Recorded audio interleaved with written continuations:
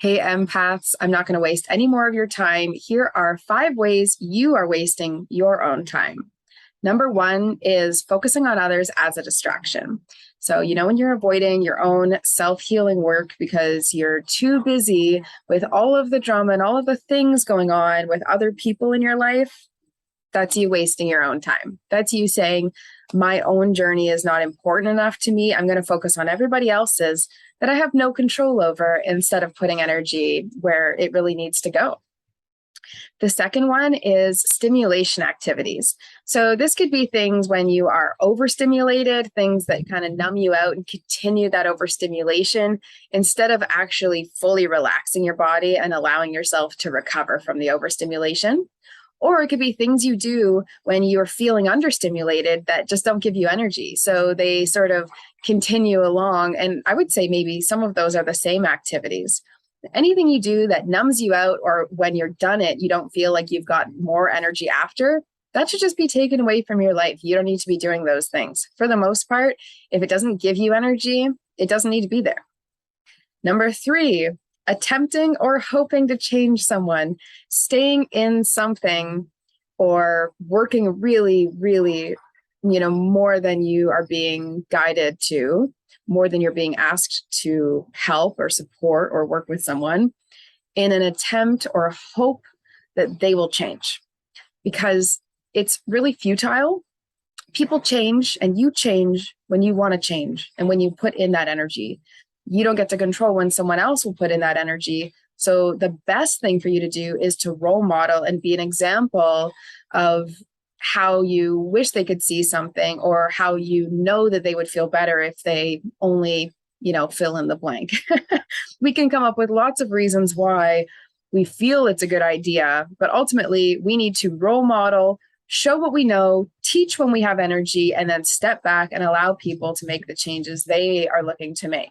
And they're only going to make the ones that they want to make. They're not going to make only the ones that you suggest, right? So staying somewhere hoping that they're going to change is a way that you waste your own time. And then you're not role modeling for maybe the 10 people behind that one who are waiting to see what you have to show. And it's really your unique soul fully being expressed that really provides the greatest inspiration to others.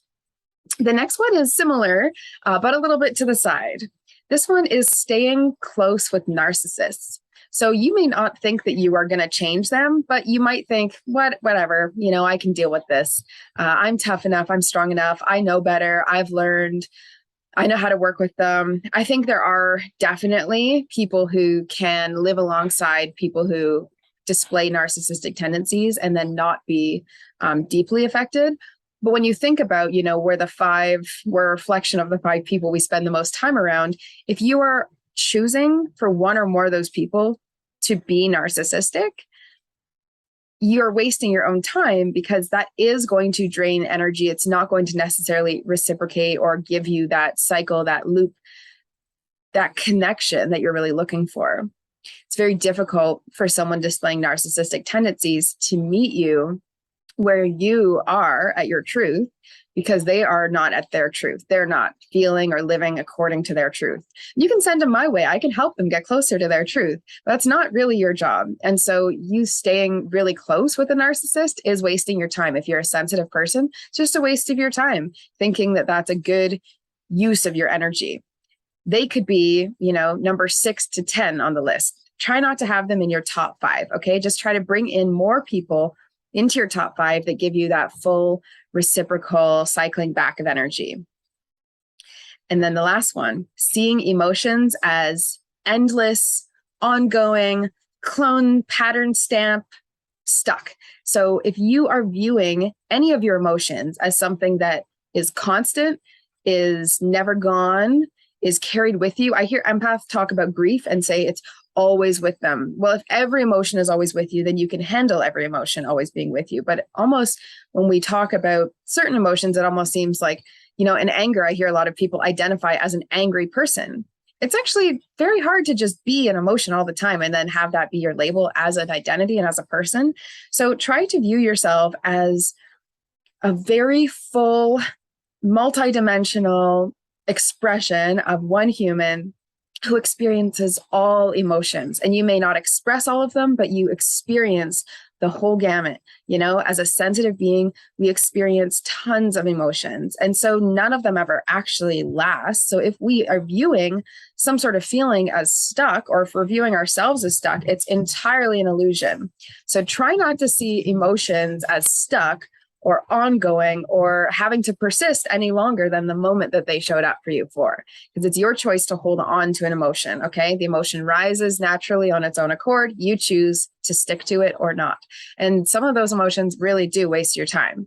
So if you're sensitive enough, you should be able to pick up on whether you are doing any of these things in your own life.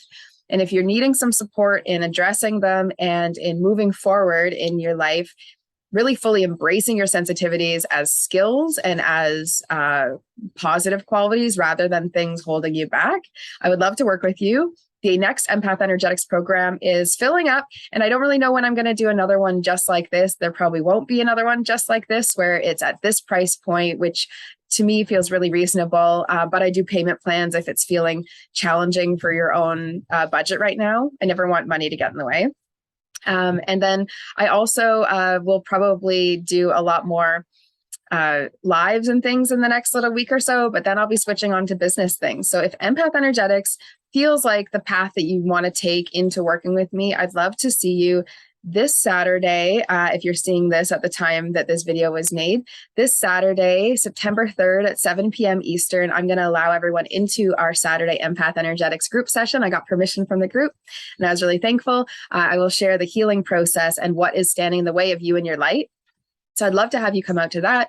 I'll offer it for free for this, but it's a beautiful program. If you are interested in working with me in any way, even if empaths isn't the right direction for you, book a free 15-minute call. We'll have a heart-to-heart and just see where you're at and what would work best next in your journey.